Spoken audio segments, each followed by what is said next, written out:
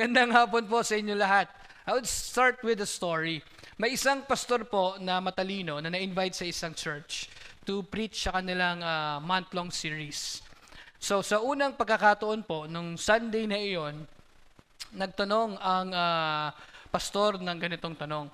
Ang sabi niya, sino sa inyo nakakaalam ng topic at title ng aking sermon ngayong hapon? Tama, ganyan nga ang ginawa ng mga tao sa iglesia. Walang sumagot, kaya ang sabi ng pastor, kung hindi niyo po alam, maaari na po kayong umuwi. Pangalawang linggo, ganun din yung sinabi ng pastor. So sabi ng mga tao, dahil matalino rin sila sa church, pag-usapan natin, kailangan natin marinig yung mensahe ng Diyos mula kay pastor. So nag-usap sila, yung kalahati, magpapanggap kayong alam nyo yung message this afternoon. At yung iba, yung kalahati, ay hindi alam. Kaya matalino din sila, no?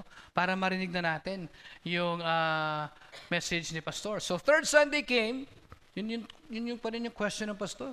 Sino sa inyo ngayong hapon na nakakaalam ng aking topic at title ngayong hapong ito?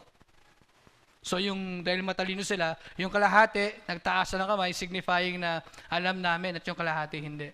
Sabi ni pastor, dahil matalino talaga yung pastor, yung mga nakakaalam ng aking title at topic, pakisabi dun sa mga hindi nakakaalam, pwede na kayo umuwi. Kaya ngayong hapon po, ang tanong ko sa inyo ay ganito. Sino sa inyo ang nakakaalam ng title at topic ko ngayong hapon? Pwede na po kayong umuwi. Joke lang po yan. Yeah. Tayo po ay patuloy sa ating pananambahan sa Panginoon sa pamamagitan po ng pakikinig naman ng kanyang salita. So ang title po natin ngayong hapon at topic, andiyan ba si Brother Dennis? Para mapalitan yung... kiklik ko na dito. Okay na to? Ayan. Is, paano ba natin makikita at malalaman yung totoong marka ng isang tagasunod ni Kristo? Diba? Parang yan ay matagal ng tanong na parang kahit minsan ay nahihirapan pa rin sagutin. So ngayong hapon, titignan natin ang sinasabi sa mga taga-Roma, ang sulat ng Apostol San Pablo, Kabanata 8. Kung hindi niyo po tatanungin, ang Romans 8, sobrang favorite ko siya. Hindi ko po alam kung favorite niyo yung Romans 8. Dito yung magagandang mga passages like Romans 8:28. Kabisado niyo po ba yun? Nalalaman niyo yung Romans 8:28? Anong sabi doon? For the wages of sin is death. But, hindi. Ang Romans 8 po is... walang blanco man lang yung mukha ninyo. False prophet na yung nasa harap niyo, hindi niyo pa alam. All things have worked together for the good of those who love God and for those who have called according to His purposes. Meron ding Romans 8:29. To those whom He foreknew, He predestined to be conformed to the pattern of His Son, Jesus. And meron pang, if God is with us, who can be against us? No, Romans 8 yan. Ano pa? No one can separate us from the love of God. Sobrang ganda ng Romans 8. Kaya if I were you po, no, I would later I would suggest that you would read Romans 8, you meditate on it, sabi nga sa Bible, day and night, so that you would be careful to do what it says. Romans 8 is one of the richest chapters in Scripture concerning the doctrine of the Holy Spirit. Yan. Yung mga nag-aaral po, napansin ko kanina, mga gagraduate sa seminary yan, no, sa taas po. Biblical ba? Biblical Seminary of the Philippines. Ayan, BSOP. Ayan. So, gagraduate na po sila. Yung iba, mga naka-toga, yung iba naka-beret. So, pag naka-beret, alam ko, doctorate yun. Ayan. So, balang araw, makikita na natin si Brother Eric na naka-beret. Ayan. So, gaano kaganda yung discussion ng Apostol San Pablo patungkol sa banal na spirito? Alam niyo ba yung tawag sa doctrine ng pag-aaral ng banal na spirito? Pneumatology. Ayan, hindi po ito branch ng sakit ng medicine, but mamaya ipapaliwanag natin. In fact, 19 times sinabi dito lang no sa verse sa chapter na ito ang Holy Spirit. Kung ang Romans 7 dinipict kung paano nag-struggle ang mga mananampalataya because of the weakness of the flesh. Yung Romans 8 naman, it reveals the believer's victory through the ministry of the Spirit. So ano ba ang, kanina binasa natin yan, ano? Ang pneumatology came from two Greek word, compound word, pneuma, meaning spirit, breath, wind, tapos logos is the study or discourse. So we have pneumatology as the study of the Holy Spirit. Kasi kadalasan, ito yung hindi pinag-aaralan. Do you agree? Diba? Yung ministry, yung doctrine of the Holy Spirit. Lagi na lang si Jesus. Saka si God the Father. Hindi ko naman sila pinag-aaway. No? Pero, we don't often somehow hear preachings about the Holy Spirit. Pero napakahalaga po, and for you to consider, sana makonsider natin na ang Holy Spirit ay yung ating best friend. Yan. Yung tipong early morning, pagising mo, di ba? Minsan pag may best friend ka, hi best, good morning, di ba? Ganun pa, no? Sana yung Holy Spirit, ganun, no? Pagising mo, hi best. Pwede mo rin tawagin best ang Holy Spirit, alam niyo ba yun? Hindi blasphemy yun. Kasi ibig sabihin talaga, best friend mo siya. O best, anong gagawin natin today? Magugulat ka, no? The Holy Spirit will reveal to you things na dapat kasama sa iyong pang-araw-araw na pamumuhay. So Romans 8 is often called the mountaintop chapter dahil it unfolds the triumphant life of those who are in Christ. Specifically, itong verse 14 to 17. It reveals what it means to live not merely as forgiven sinners, but also as adopted children of God.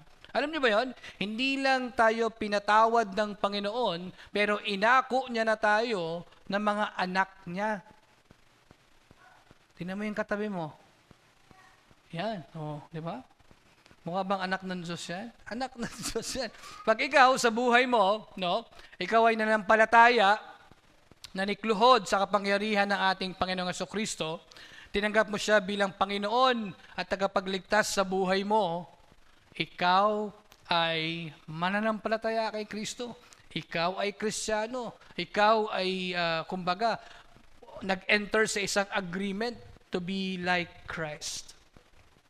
So ngayong hapon po, itong ating pag-uusapan verses 14 to 17 will be answering a foundational question. Una, paano mo ma-identify na ikaw nga ay anak ng Diyos? Dahil kamukha mo si Jesus? Sinong kamukha si Jesus ngayon? Meron ba? Tingnan niyo nga, baka meron. Pag sinabi mo kamukha ni Jesus, balbasarado, mahaba yung buhok. Paano mo ma-identify na anak ka ng Diyos? Pangalawa, anong relationship ang na-enjoy ng mga anak ng Diyos kung sila nga ay tunay na anak ng Diyos? At ano yung nag-aantay sa kanila in the future na possession ng isang mananampalataya ng ating Panginoong Jesucristo. So those are the foundational questions. And we will be seeking to answer today. Yeah. Hindi tomorrow, today. Okay? So I want us to have this message idea. Basahin nga po natin sabay-sabay. Pwede?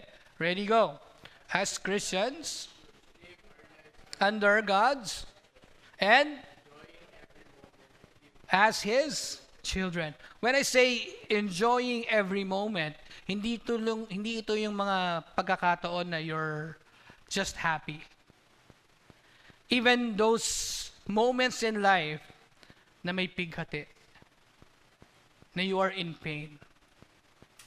Kasi if you would ask me, there's something about pain na minsan inaalaw ni God for you to be molded according to His Son, Jesus Christ. And Romans 8 actually is telling us that it's impossible for Christians to live a triumphant life o yung isang buhay na nagtatagumpay nang wala ang ministeryo ng banal na Espiritu. Kaya napakahalaga na ma-consider natin ang banal na Espiritu bilang best friend nating lahat. Kasi ang banal na Espiritu, hindi lang siya yung tipong third person of the Trinity, but the Holy Spirit also indwells, leads, empowers, assures, intercedes, and transforms the believer continuously. This is not a one-time transformation.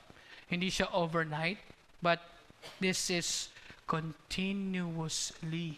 Ibig sabihin, tuloy. Hanggat hindi pa tayo kinukuha ni Lord. Kaya magugulat tayo minsan yung buhay natin, parang alam mo yun, no?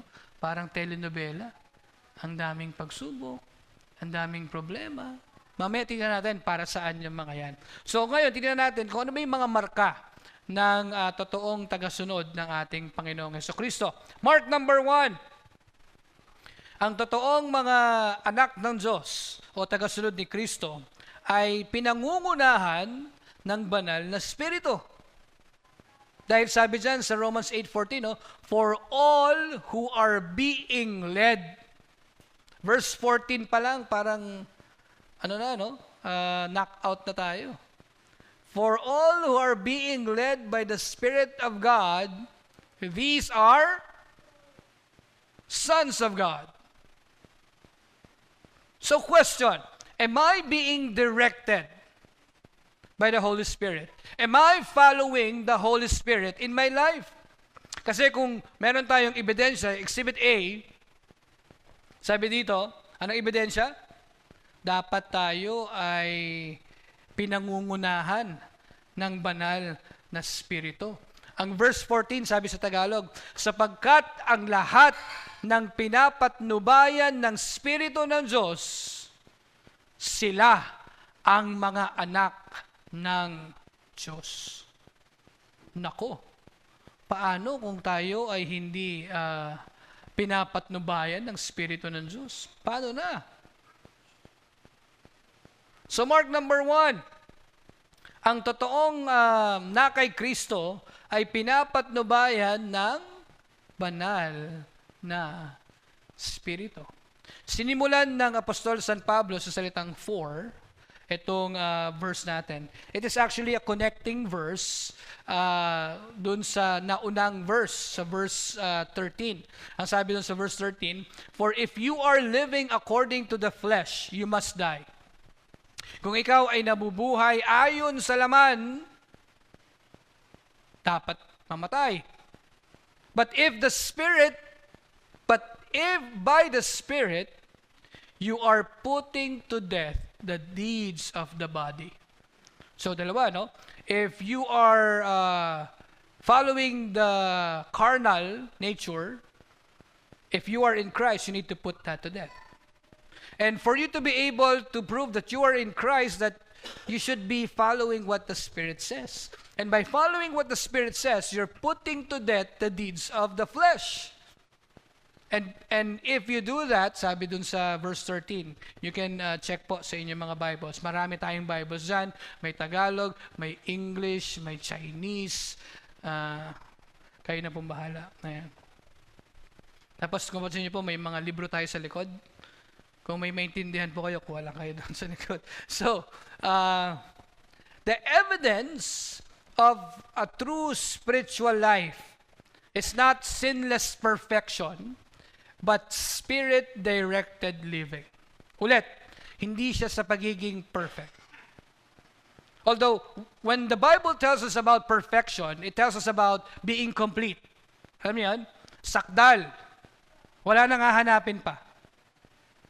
Kaya nga, ang turo sa atin, kung yun ang buhay na nais natin, na kay Kristo lahat.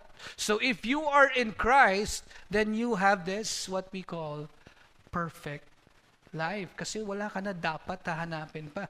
Pero ano yung mga kaakibat dun sa mga sinasabi ng Apostol San Pablo na dapat nating gawin bilang isang mananampalataya at tagasunod ni Kristo. The phrase here, led by the Spirit, does not primarily refer to physical or mystical guidance of the Holy Spirit. No, minsan kasi parang napanood niyo na ba yung bagong Star Wars? Ganda.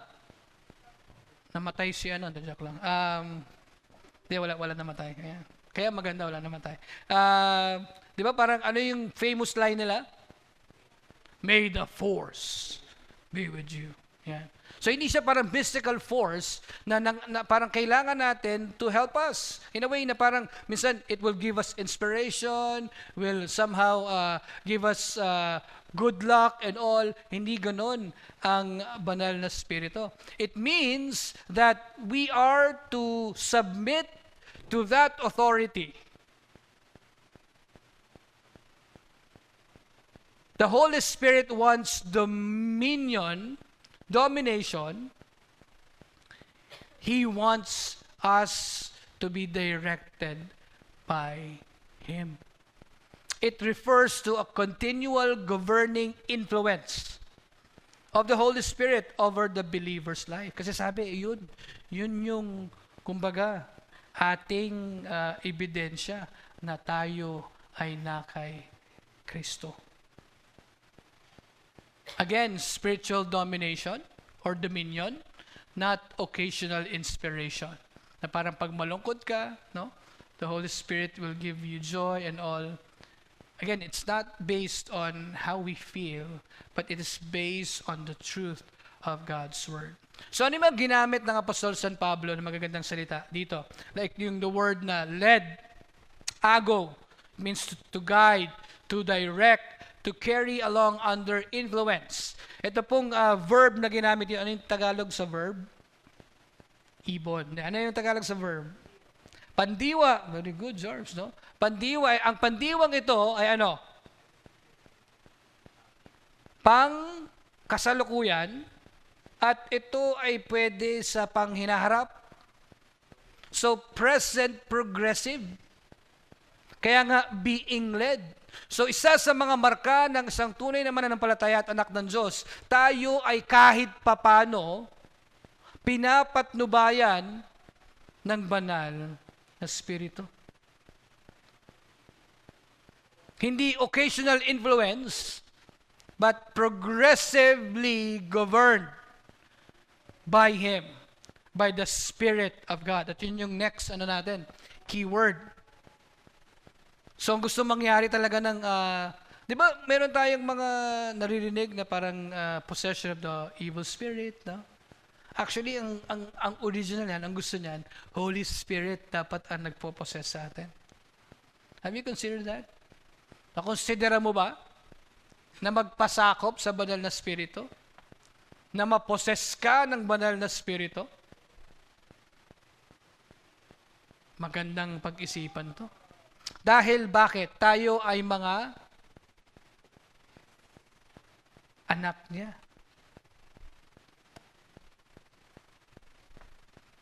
Ang pronunciation, wiyoy. Parang dyan din galing yung iho. Son. Ang ginamit ng Apostol San Pablo dito, hindi yung ginagamit sa mga batang-bata, yung tekna. But he used something more of a son na nag-indicate ng maturity. So, hindi tayo parang bata na, alam mo yun, walang sariling pundasyon, walang pag-iisip, walang pakialam sa iba, no? But we are conscious in what we do. Alam niyo ba ang gusto mangyari ng Panginoon sa atin ay tayo ay mag-mature sa ating pananampalataya? Hebrews chapter 5, kung titingnan niyo po, no? Ini-encourage doon na tayo ay iwanan na yung elementary teaching. Kasi sabi ng San Pedro, 'di ba, yung gatas ay yung parang gatas ng word para sa mga spiritual infants. Pero hindi tayo parati dapat sa ganung klaseng kategorya. Dapat tayo ay nagiging mature.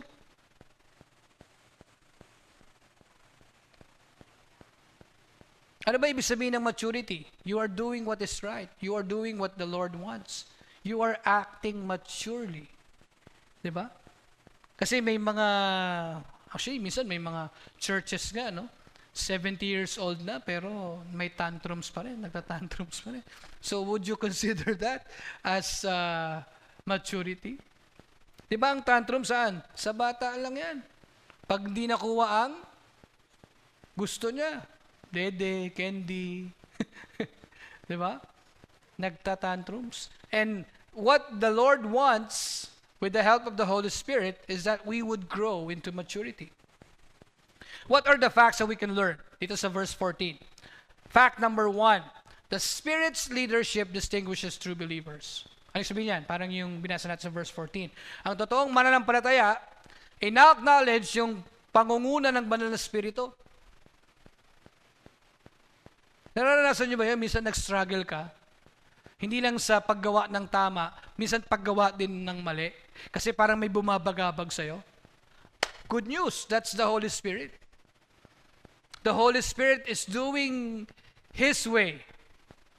And if we would be sensitive enough, maraming beses po no, na naligtas ako nito. Sa tiyak na kapahamakan. Kasi God will do halos everything to thwart you on doing the things that He does not please. Totoo po yan. Kung minsan, meron ka ring struggle to do what pleases God, meron din yang yung tipong you want to do something na God doesn't want. And mostly po, may mga panggulo, pangharang. Kaya kailangan maging sensitive ka dun sa gusto mangyari ng Holy Spirit. At dahil doon, nasasanay ka. No, pag may mga ganitong inconvenience, ganitong pagharang, panggulo, it means that God is wanting for you to think of the things that you would be doing. Okay? Fact number 2, the Spirit leads believers toward holiness. Ito ang gustong mangyari ng Panginoon sa atin. Tayo ay maging banal. Ano ba ibig sabihin ng banal?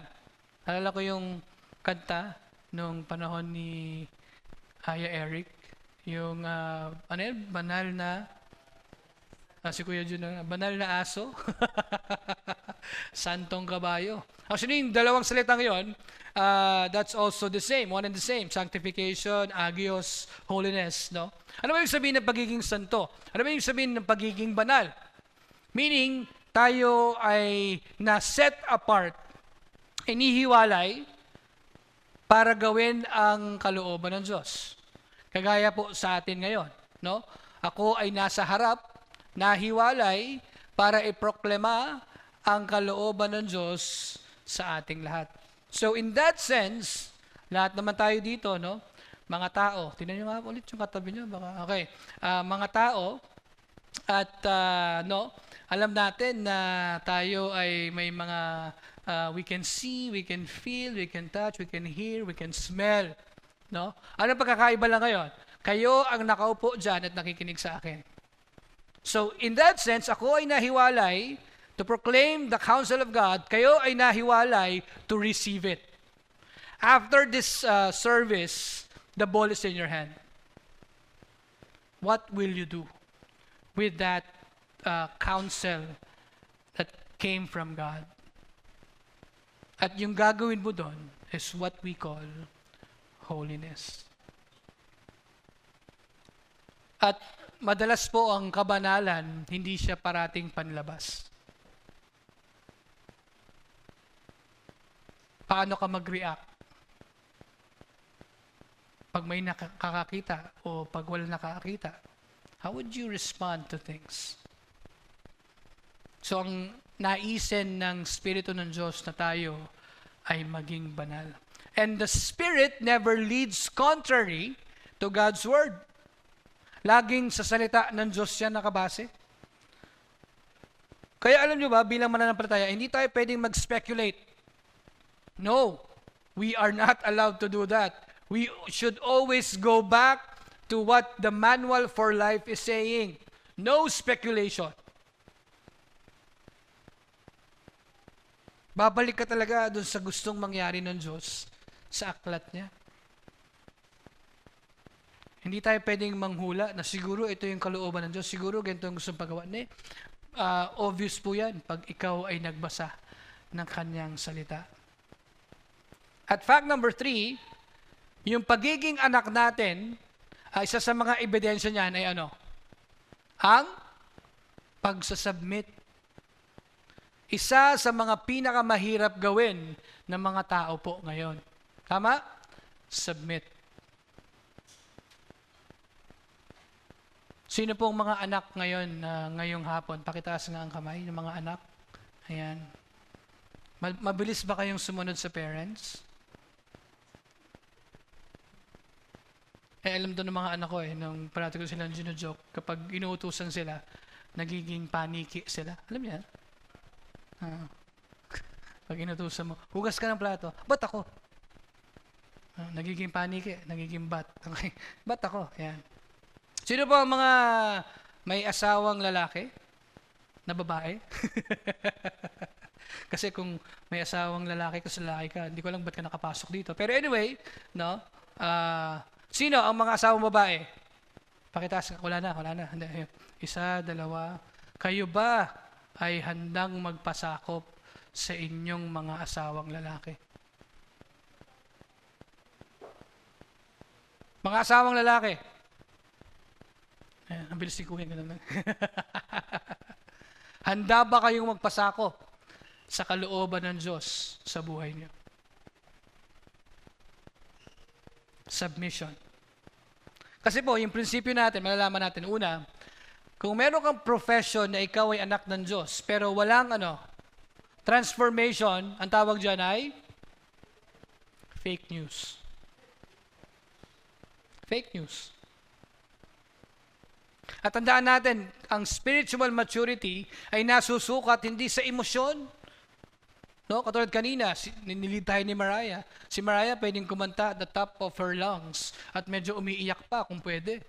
Pero without transformation and without obedience, again, fake news yun. Tayo ay name-measure sa ating pagsunod. Although we need to understand na yung ebidensya na tayo'y inako na ng Diyos ay hindi para tayo ay maging perfect. Kundi, alam mo yun, meron tayong direction. A believer may stumble. Di ba nangyayari sa atin yan Pag nakakita tayo ng nakakatisod na tao, tama? Natitisod tayo We stumble Pero yung trajectory ng buhay ng mananampalataya na yun, hindi mauuwi lang doon na natisod. Ayoko na, natisod ako. Nakalagpak lang siya sa lupa. Pero ang trajectory niya ay yung pagtayo at pagpatuloy sa buhay ng isang mananampalataya. Meron pong isang discussion about, ayaw ko narinig nyo na yung salitang osas. Hindi siya uri ng rosas. Yung osas, ito yung once saved is always saved. Yan. Dami nagdidebate dyan. Pero ako, simple lang ang premise ko. Sabi sa 1 John chapter 2 verse 19. Kasi ang iniisip ng iba, so, ibig sabihin ba nun, hindi na mawawala ang kaligtasan mo kahit na ano pang gawin mo? Ito sinasabi ng 1 John chapter 2 verse 19. Basahin ko pala sa Tagalog. 1 John chapter 2 verse 19. Sige po, kung kayo po ay may mga Biblia, samahan niyo po ako. Unang 1, 2:19. Maganda rin sana sa Amplified Version. Pero sabi sa Tagalog ganito, sila'y lumabas sa atin, ngunit sila'y hindi talaga sa atin, sapagkat kung sila'y kabilang sa atin, ay magpapatuloy sana silang kasama natin. Ngunit sa paglabas nila, ay ginawa nilang maliwanag na silang lahat ay hindi kabilang sa atin. Kaya naniniwala ako na once saved is always saved because yung tao na talagang inaalihan o pinapatnubayan ng banal na Espiritu, ay magre-remain. Di ba may mga, alam tayong ganyan, may mga sikat pang mga artista, songwriter. Ngayon, ayaw nang maniwala sa Biblia. It just goes to show na sila, in the first place, is not of us. Ang sakit niyan kasi meron akong kilalang isang author na sinusundan ko dati. Yung nagsulat ng I Kissed Dayton Goodbye. Joshua Harris. Ngayon, parang ayaw niya na. No? Masakit man tanggapin. Pag tumalikod, that's a sign that they are not really of us. Dahil tumalikod. And sabi nga ng Biblia, talagang darating ang mga pagkakataon na yan. At dumarating na nga.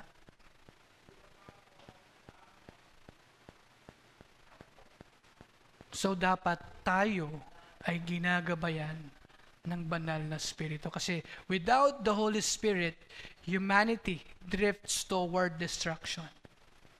But with the Holy Spirit, us, believers, are guided toward Christ-likeness. Alam mo yun, kahit na sobrang hirap na, sobrang gusto mo ng, ano mo yun, sa kanta, bumitaw o bumigay ba yun? No? Hindi mo ginagawa dahil andyan yung Espiritu ng Diyos, pinapatnabayan ka. So application for verse 14. Ang buhay ko ba ay nagpapasakop sa banal na Espiritu? May pag-resist ba ako sa banal na Espiritu? Meron bang ebidensya na ako ay binabago ng Diyos? Alam niyo po, I stand by this. Ang isang Kristiyanong parating mainit ang ulo ay batang Kristiyano. Immature na Kristiyano. Hindi yan ang kalooban ng Diyos sa atin. Sabi sa Salmo, in His presence, there is fullness of joy. So, ibig sabihin yan, mabait pa nga yung sinabi kong batang Kristiyano. Para nga sa akin, dapat hindi siya Kristiyano. Kasi kung Kristiyano ka, andun yung, alam mo yun, kasiyahan ng Diyos sa'yo. Di ba? In His presence, there is fullness of joy. Ibig sabihin, pag ikaw ay Kristiyano, saan ka? Anak ka nga eh. Ikaw ay nasaan? Nasa presensya niya. In His presence, there's fullness of joy. At His right hand, there are pleasure evermore. Sinasabi ng isang kapatiran, Kristiyano ako, pero parati nakasimangot. Pero i-check mo naman, baka mamaya ganun talaga yung itsura niya. Ngiti niya na yun, no? Pabaliktad na. No? Papapansin mo yan. Kasi we enjoy God and intimacy with God. And that leads us to our second mark. No? Christ followers enjoy intimacy with God. Pag hindi ka nag-enjoy sa Diyos, there is something wrong with your relationship with Him. Verse 15, for you have not received a spirit of slavery leading to fear again. It means yung pagsunod sa law. But you have received a spirit of adoption, as sons by which we cry out, Abba, Father. Dalawang comparison na ginawa ng Apostle Paul dito, yung contrast between those people who live in bondage and fear and those who are enjoying adoption and intimacy with God. Kasi before salvation, humanity exists under slavery. Slavery to sin, to guilt, to death, and even the loss, condemnation. Nung panahon ni Jesus, actually kahit ni Paul, no, si Paul, talagang nasana yan kay Gamaliel. Talagang to the dot yung pagsunod nila sa batas, sa law. Kaya nga tawag sa kanila, lawyers. Pero Paul found out na it's not by keeping the law. From the Mosaic law of 10 commandments, alam niyo po yung 10 commandments? Ano po yung first command? Oh, di ba? So, pag-aralan natin yung 10 commandments. Tingin ko ang ano ngayon, yan yung kanyang series. So, out of the 10 commandments, nag-branch out ito ng 613. At yung do not do doon, is 365. So imagine in every day, meron kang dapat do not do this, do not do that. Araw-araw, hindi pa kasama yung do this and do that. Ganon sila ka-conscious sa law. Pero nung tayo'y nakakilala sa Panginoon, ito ay nagbago. Hindi lang tayo parang mga pardon criminals sa mata ng Diyos. We are welcome as His children. Try nyo to. When you are tempted, when you are in the verge of choosing what's right from wrong, sabihin mo sa sarili mo, I am a child of God. Try mo. Kunyari sa driving, traffic, Kuya Nito, kinat ka, nag-init ulo mo, gusto mo ikat, sabihin mo sa sarili mo, I am a child of God. No? Magbabago eh. Sabi mo, God bless you ka.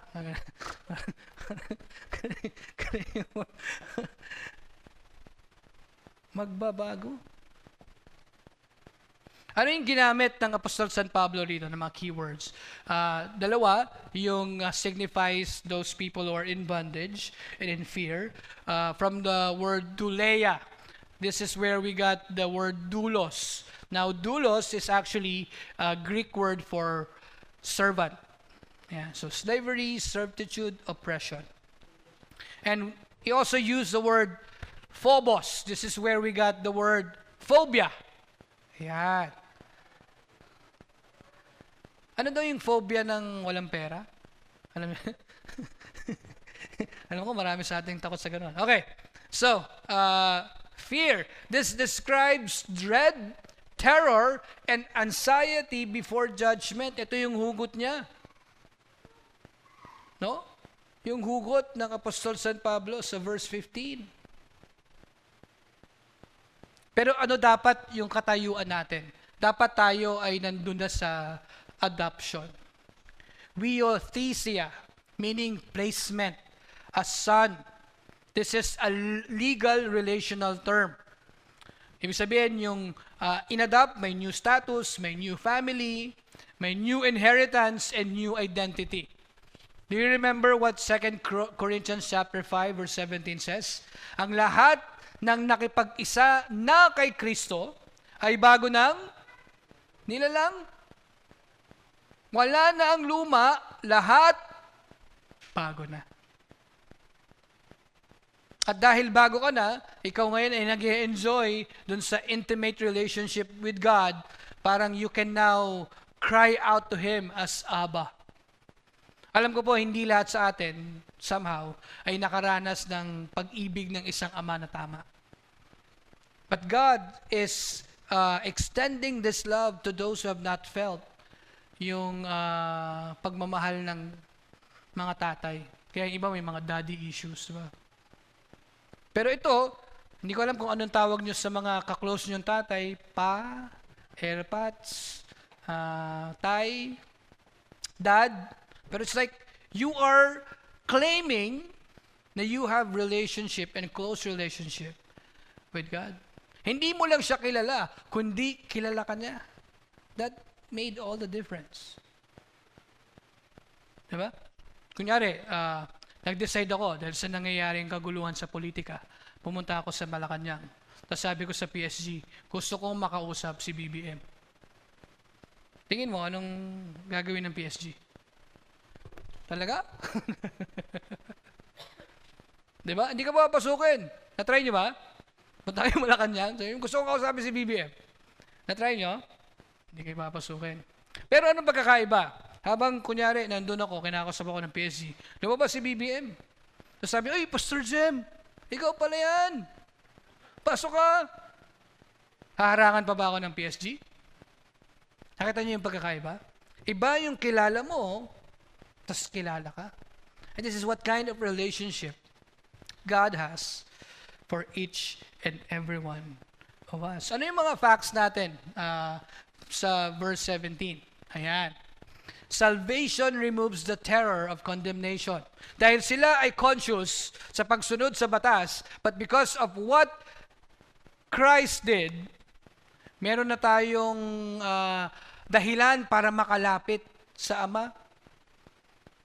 Hindi dahil tayo ay pardoned criminals, but because we are sons and daughters of God. Kasi noon, kahit sa James nga, sabi sa James chapter 2 verse 10, maraming batas, di ba? So, for you to be able to be perfect, you have to follow all the laws. 613. No? May mga sub-laws pa yan. Pero sabi ni James, no, if you make mistake, just one mistake, parang you're guilty of all. So, ganun yung takot nila. But we have now adoption. We have been adopted by God. And because of that, we can cry out with confidence and with relationship, Abba, Dad, Pa. May iba din eh. Try mong tumawag kay God using yung tinatawag mo sa tatay mo. Medyo magiging close yung dating. Dad, help me. Diba? Diba pag tinatawag mo yung tatay mo, anong mga sinasabi? Dad, pengin pera. Dad, bili mo ako ng ganito. Pero it somehow signifies, yun nga, relationship. It produces confidence in prayer. Alam niyo ba, ng ancient Rome, ang adoption was irreversible. Ang biological sons could be disowned, but an adopted son was legally permanent because he had been deliberately chosen. Galing, no? Yung sarili mo, pwede mong i-disown, pero yung adopted, wala nang bawi-bawi. That also somehow gives us a picture of who we are in Christ. Wala nang bawian. Kaya nga sabi ni Kristo, di ba? No one can snatch them out of my Father's hand. So, ano mga prinsipyo natin dyan? Perfect grace casts out servile fear. Ano ba yung servile? Ito yung mga ginagawa ng mga tao sa office pag gustong-gustong ma-promote. Ito yung parang excessive willingness to do whatever it takes to please their boss or please someone, yung servile. No? Kasi nga, it's not based on the law. It is based on grace.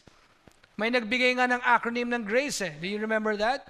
God's riches at Christ's expense. Because of what Christ did, we can now have that relationship with God. The highest privilege of salvation is not heaven, but fellowship with the Father.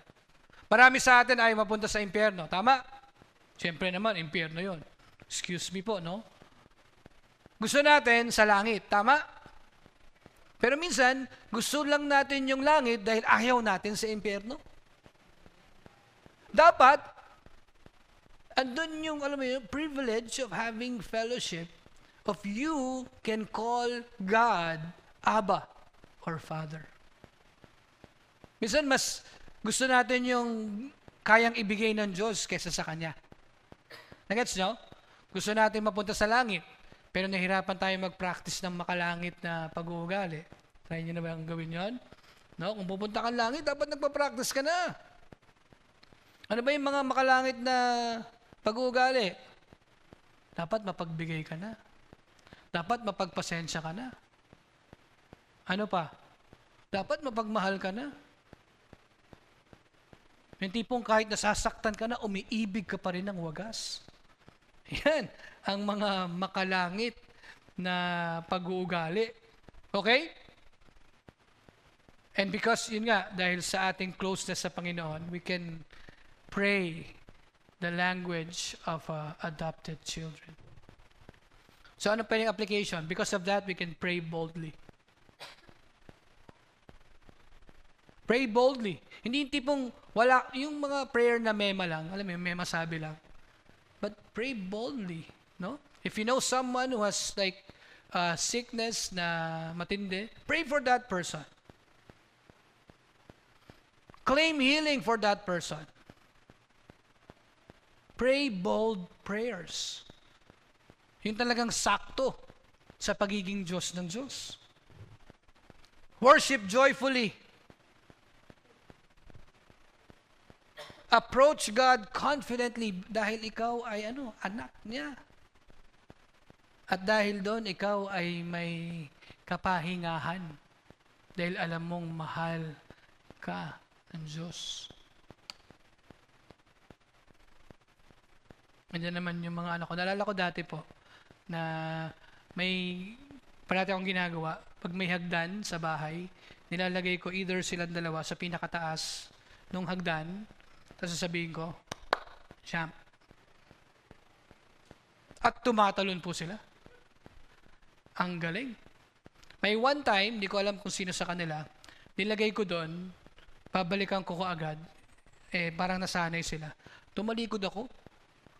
Nang pagtalikod ko, naramdaman ko may tumalon.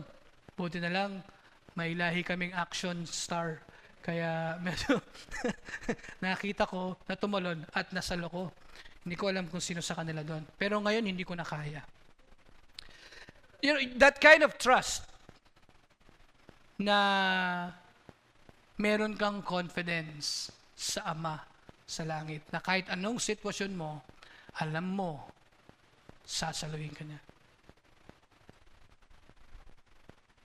And lastly, ito yung isa sa mga topic na ayaw pag-usapan ng karamihan.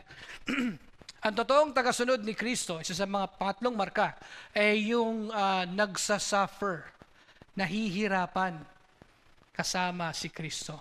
Sabi dito, the Spirit Himself testifies with our spirit that we are children of God. And if children, heirs also, heirs of God and fellow heirs with Christ. Ang ganda nito, no? Meaning, adopted ka, kung anong meron ang Diyos, kung anong meron si Kristo, makakatanggap ka rin.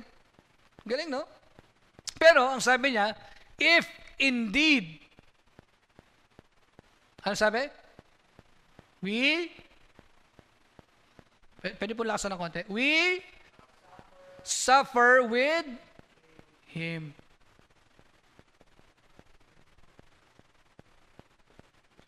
Si Kristo mismo nagsabi, no? Ano sabi niya? If this world hates me, they will hate you even more. Because our way is different from the ways of the world. At pag tayo po'y nagsimulang mamuhay ng kagaya ng kay Kristo, opposition will come. Yes. Kaya minsan magtataka ka kung ang buhay mo ngayon, kapatid, walang pagsubok. Nako! Sino naman parati mong kasama? Kung wala kang persecution. 2 Timothy chapter 3 verse 12. Isa yun sa mga favorite verse ko. Ano sabi dyan? Pangalawang Timoteo 3:12. Ang lahat ng nagnanais na mamuhay ng makadiyos ay haharap sa o makakaranas ng pagsubok.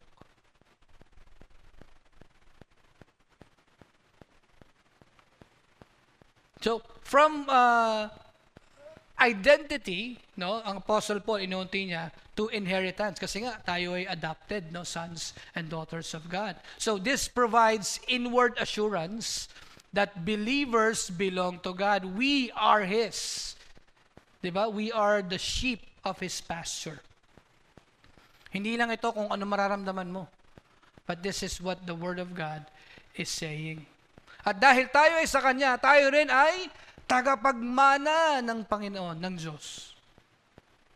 Pero, sinabi rin ng Apostol San Pablo, wait, there's more. Sonship or adoption also includes suffering. The pathway to glory passes through the path of affliction. Kasi nga, kung tayo ay tutulad kay Kristo, yun ay kakaiba sa larangan ng mundo. Diba, sabi ng Apostol San Pablo, Roma 12:1-2, huwag ka nang aayon sa sanlibutan na ito. Pag hindi ka umayon, titignan ka nila bilang kalaban. Pero tingnan natin yung mga keywords na ginamit ng Apostol San Pablo. sumartireo, meaning from the root word martyr or witness. Okay? Ngayon, parang iba yung ibig sabihin ng martyr, di ba? Na parang ikaw ay mamamatay para kay Kristo. Actually, that's the same. Being witness for Jesus during their time is being martyred. So, bearing witness ng Holy Spirit na we are God's children. The Spirit confirms internally what Scripture declares objectively. And we are heirs, no? We are to inherit. Ano yung mga na-inherit ng mananampalataya? Buhay na walang hanggan. Resurrection glory. The kingdom of God. Fellowship with Christ. Ang dami. Ephesians chapter 1, may kita mo, ang dami din dyan. At hindi lang yun. Ito yung medyo mind-blowing. We are what? Joint heirs with Christ. Kung anong marireceive ni Kristo, we will also share with Him because we are united with Him. At kasama sa unity na yan is this word.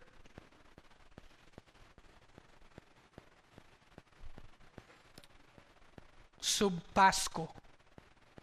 Alam niyo ba yung salitang Pasko? Ayaw ko, narinig niyo na sa akin to. Ang ibig sabihin talaga nito ay suffering. Kaya pag tayo ay bumabati ng maligayang Pasko, ibig sabihin we are declaring, no, although it is a commemoration of God's sending His own Son, birth on a woman, pero we are declaring yung future na siya ay namatay, nag-suffer para sa ating mga kasalanan. Kaya mas tama actually yung Pasko ng pagkabuhay sa Tagalog.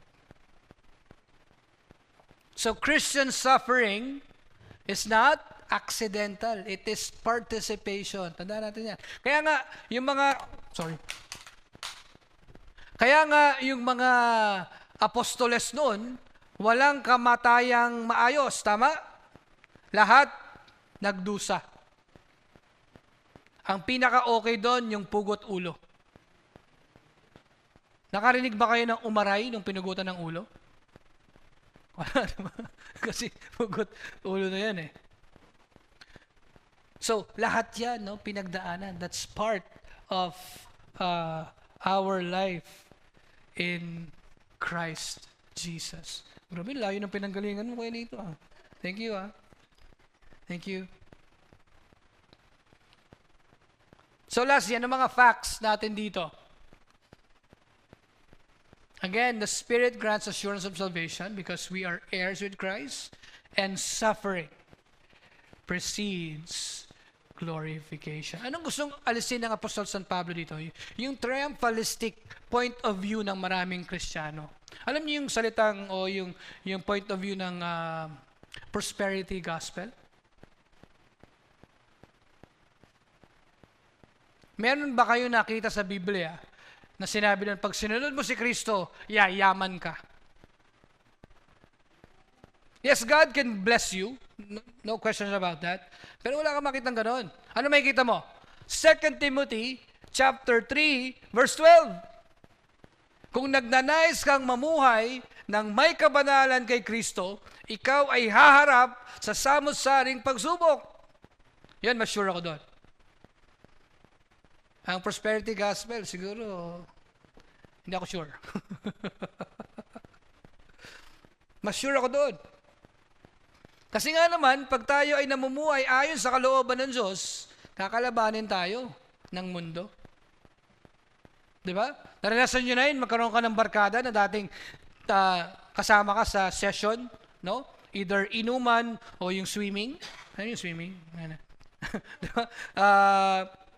Tapos sabi mo, hindi, binago na ako ng Diyos, hindi na ako nagaganyan. Anong sasabihin sa inyo ng mga kasama mo? Pa-born again ka pa. Diba? You are being ridiculed. But it's part of the process.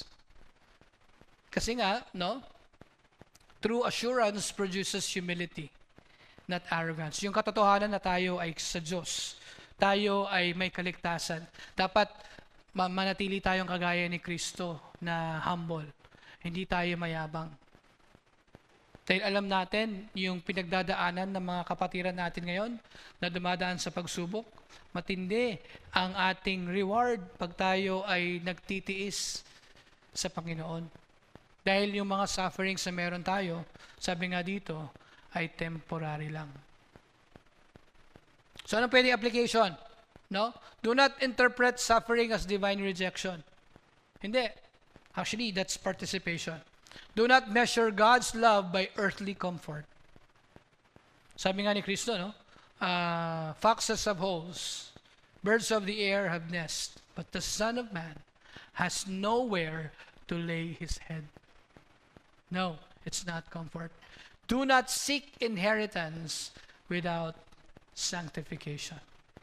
Although the Apostle Paul also said, no eyes have seen, nor ear has heard what God has for those whom He loves. And lastly po, ano mga pwede nating gawin? Practical application sa mga natutunan natin ngayong hapon. Una, meron bang evidence sa sarili mo na ikaw ay binabago ng Banal na Espiritu? Do you relate with God with intimacy? Dahil siya ang iyong Ama. Personal examination. For spiritual maturity, are you cultivating time, spending time, or somehow